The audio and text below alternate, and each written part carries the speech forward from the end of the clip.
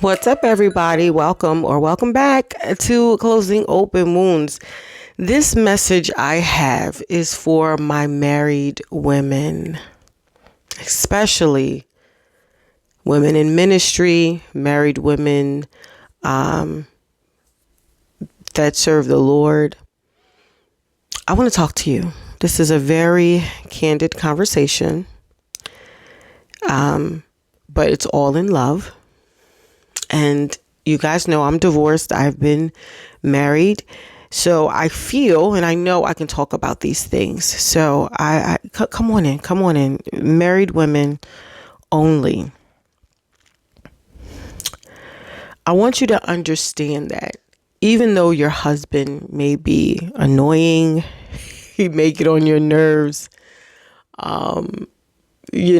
whatever. He may, be leaving stuff around the house, whatever the issue is that you have with your husband. If he loves you and you love him, I don't want you to let yourself go. What do I mean?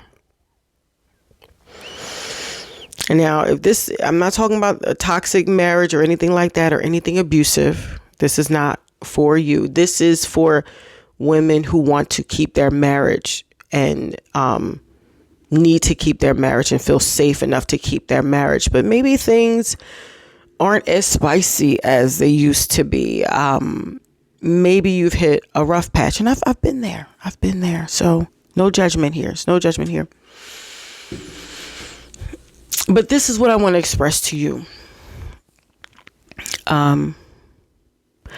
There is a shortage of good men. There is a shortage of good men. I had been single for some time and dated, and it's not good out here. Any single person with any common sense, any decency, self-love, self-awareness would tell you that singleness is beautiful in its own way. Don't get me wrong. I enjoy my single time, but it's not good out here if you are a lover and you are searching for a companion, right? You got some single friends. I'm not telling you a lie. It's tough out here. It's rare that you find people and you mesh very well and you go on and so forth, but it's hard out here. So don't come here. Okay, stay in the house. All right, this is for somebody. I want you to understand how much power you have as a woman. Even in playing chess, not that I know much about it, but I do know that the queen is the most important part of the game. She is most important. And that's how important you are. As a wife, you can, now this is not 100% for everybody. This is only for a select few who this is meant for. As the queen, you have so much power and potential that you can change the essence of your home when it comes to your husband. First, I want to let you know that if you have children, your children do not come first. Your family and friends do not come first. You want to save your marriage, right? Okay. The Bible talks about, when a husband and wife are together, they are to cleave to one another. They forsake all others, long story short, and they hone in and they work together to make each other happy, right? Happy house, happy spouse, right? This is for you. You want to save your marriage, right? Okay. Now, the reason why I'm dedicating this message more to women in ministry because, especially if you're like me, you grew up old school. The old time way had a way of putting their business in your business, in your marital bed, if you know what I mean, right? What you can do, what you can't do, yada, yada, yada. That's not why we're here, but you know what I'm talking about, right? But I want to encourage you and put you on the right path, that you can change the trajectory of your home. You can change the dynamic. You can change the essence of your home. If you've been married for many, many years, right? Or even, sometimes, even if you're newly married, you might be hitting the 3-year mark, the 7-year mark, or whatever. And I want you to understand that because there's a shortage of good men, your man more than likely can be or is being sought out by other women. I'm just going to be 100 with you, right? You have to keep that in mind. So while you're telling him no, you're telling him not tonight, there is someone out there that will do above and beyond what you're doing and not even want to get paid for it because they see the value of your husband. Do you see his value? When is the last time you dressed up for him?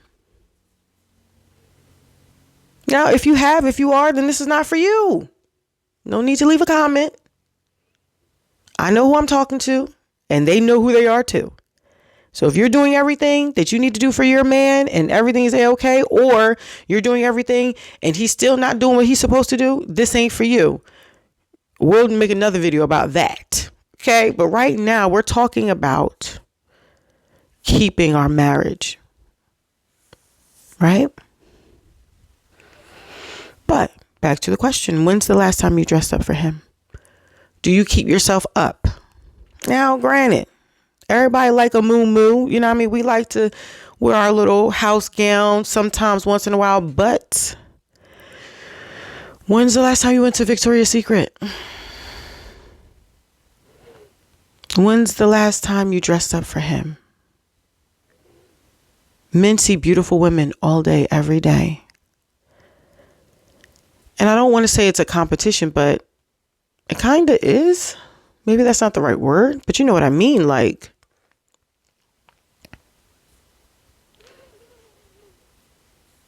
it's the truth. There are women out here vying for the attention of your husband. What are you doing to keep his attention on you? Oh yeah, he loved me whether I got my bonnet on and I wake up in the morning. Yes, that's all well and good. But most men are visual. Or maybe you just want to spice it up a little bit. And the reason why I am tailoring this message to women in ministry, because so often women in ministry, it's like when you get married, you stop trying. You stop. Sometimes, this is not for everybody, okay? But you kind of stop putting, pride into how you look. Looks are not everything, but for me, it's like, if I look good, I feel better, even if I'm down, like, even if I'm going through something. I'm just putting something in your ear. This may not be for you, so don't worry about it, but this is for somebody. Men are so proud when they have their beautiful wife next to them. All I'm saying is, have you done everything on your end? I know women who don't sleep with their husbands, and it's a sin. No, literally. I mean, in the Bible, it talks about that. Your body is not your own, nor is his, right? And you can't use religion to not sleep with your husband. So it's not I'm fasting, not tonight. You're out of order. Because before you go on consecration or anything, you need to discuss that with your husband. Yeah. Marriage is a serious thing. It's a serious covenant. The two become one. We don't make decisions without our husband. You don't do that. Do you? I hope not. Are we being teachable? Are we being moldable? Is he allowed to lead? Now, of course, obviously, you have to feel safe. I don't know what's going on in your marriage. I don't know, This is only for if you got a good guy. Okay, if he's not, I can't help you with this video. That's not, you're not going to get any answers here. This is for the good relationships, the good marriages, the ones that may need to be restored, shaken up a little bit, a little spice or whatever. You know, yeah, this is serious. So what can you do? Is your home presentable? Is your children under control? Do they have structure? Do they have bedtimes and everything so you guys can have that alone time together? When I was single, when my kids were younger, they had a bedtime, whether I was single or not. And I had to get them trained and ready for when I do get married. Because you need that time for you and your husband. You can't be bothered with the kids at 10 o'clock at night when you need to be making love to your husband. Are you feeding him? Are you making his plate? Are you doing what you can do around the house? Now, we're all working and everything like that. So, you know, gender roles are non-existent. Everybody pitches in. Everybody does something, right? But are you doing everything you can do? Or are you being selfish in some ways? Do whatever, come up with a plan. Do whatever you guys need to do to save your marriage. If you need to hire a babysitter, if you need to hire a cleaner, I was talking to one of my colleagues and she said she's going to write it in her budget for her and her husband for a cleaner to come, you know, every so often. So that time that they're wasting on cleaning, whatever, they can spend that time together. If it's in the budget, if you can financially afford it, do what you got to do to save your relationship. I think we put so much ahead of our marriages. We maintenance and we go to school and we do all of this for everything but our relationships. And I don't understand that. And then we wonder why they don't work. We don't go to counseling when necessary. You know, we don't seek the Lord. Do you pray together? It's very important. It's very important that you pray together and have weekly or bi-weekly family meetings, check-ins, just to make sure everything is good. Do you guys go on dates? Do you have date nights? And it doesn't even have to be expensive. I swear it doesn't have to be expensive. If you're looking for him to take you to a 5-star restaurant every time, you know, you go out, then that's not right. That's not good. It doesn't take much. You guys need to talk, right? All I'm saying is pray, seek God on what you need to do to save your marriage if it can be salvageable. I'm divorced. There was nothing I could do about that. Okay. You have to have 2 willing participants. If the husband is not willing, if one person isn't willing to do the work, it's not going to work. I am talking to the woman whose husband is trying to get your attention and wants to spend time with you and wants to feel valued, and you're ignoring it. I'm understanding, and I'm seeing that now men are going to counseling. Men are now starting to do the work. Some, not all, not your toxic ex or baby daddy, but good men are going to therapy. They're doing the work. So now you have these good men are saying that they can't find a good woman because now we're having healed men, few, very few healed men are coming into play, and women don't know how to deal with them. Oh my God, he's vulnerable. He's telling me how he feels. Oh my God, he's soft. What? Oh my God, he's too feminine. What? Because a man, it takes a lot of courage for a man to come to you and say, babe, you doing this is hurting my feelings. And women are just shoving it off like it's nothing, or laughing it off, or telling their girlfriends about it, or their mom or something. That's not right. We asked men to do the work and they're doing the work. And now because we've never had to apologize to men because they were so terrible, when you have a man that you need to apologize to and submit to, you don't know how to handle it. That's a reflection of self. That means you got work to do. Do the work. You're going to miss out on a good man. if he's a good man. Not perfect. Nobody's perfect. But are you hearing what the man is saying? Are you studying your man? Are you studying him? You know, is he having a good day? Are you reading his body language? What's going on? Or are you ignoring him? Or are you so focused on work and the kids and ministry and everything else that you're negating your husband, your first ministry? I'm not saying that it's easy. But if God gave you the mantle to be in ministry, or you have other obligations, then we just have to work smarter, not harder. We need to find some common ground. We need to save our marriages. That's all I'm saying. There's not a one size fits all for every situation. I'm just throwing stuff out there because this is a problem. These are the conversations that I'm having with various different people. Like, this is an issue. Men are healing. Now, granted, we women, we've been left alone, susceptible to everything. And, you know, men, especially in the 80s and 90s, they were getting locked up, or they're gay, or whatever. They were dying, murder, and all this other stuff. So we were left to fend for ourselves. I get it. But now we all need to start healing and change and get this back on track. We were off kilter for a long time. And now it's slowly changing. I don't know if you see that.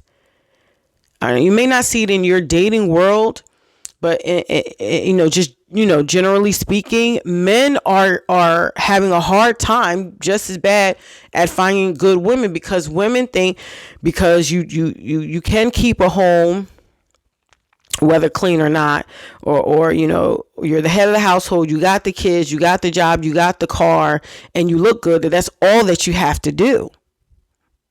Can you hold a conversation? Can you admit to when you're wrong? Can you say, babe, I'm so sorry, I did not mean to offend you? Or are you suffering with pride? Because that's what that is. When you can't say you're sorry, you're not saying sorry because you meant to hurt them. You're saying sorry because whatever you did offended them. Doesn't mean you're a bad person. You know, I've used this analogy. If you go and, you're in the airport and you bump into somebody, oh, I'm sorry, my bad, right away. You don't bump into somebody like, oh, well, I ain't mean it, I ain't see you there. That's not what you do. That's not what you do. You admit it, and you move on and see, okay, I won't make that mistake again. Like, all right, how do we navigate this so this doesn't happen again? Let's talk about it. Now women are not talking. Women are shutting down. Or the most famous thing that y'all do, y'all start crying to make the man feel bad. And then he's unhappy. Men deserve to be happy in relationships and in marriages as well. A good one. Now, I've been with the toxic and the person don't know what they want and yelling and traumatized. Bleh. You can't do nothing with that. Nothing you can do with that. I'm just talking about you're in a healthy marriage and, there's a little bit of friction and we're just trying to figure out what can we do to save the marriage, because you do not want to come out here. I don't know why people, you've been married 20 years and you get a divorce 30, 40 years. If y'all don't go sit down and talk to somebody and go on vacation and spice up the marriage. My future husband, he ain't gonna know which cliche he gonna come home to, because my wigs got names, I'm getting outfits, I'm doing all that. Because they doing it out there. Them women will snatch him up in a minute. You mean tell me he hardworking? He may not make a whole lot of money, but he's paying the bills. He's dedicated to you. He's faithful. He's going to church. He's a man of God. Girl. Now, I ain't saying settle, but if you already married, you married. And if you're single watching this, prepare for it. So don't get married to someone that you can't see a life with, that you can't grow together. I ain't even mean for this video to be this long, but somebody had to say it. Women of God, Do what you do. Do what you can do to keep your marriage. Okay? And then don't be letting yourself go. Dress up. Even at church, look like something. You know? You're a prize to that man. You're a gift to him. You know? Don't let yourself go. Me too. I need to eat better. You know, it's winter. I haven't been in the gym in a month, and you know, I need to do better too. You know? There ain't no judgment. I'm your cousin. But let me know what y'all thinking. Like, what can we do? And everyone doesn't deserve, so I don't want to see or hear no negative comments. This is not for you.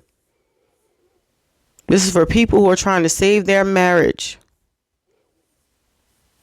All right? I love you so, so much. I'm praying for you all. And I solicit your prayers as well. I love you guys. Don't forget to like, share, and subscribe. And I'll see you in the next video. Take care.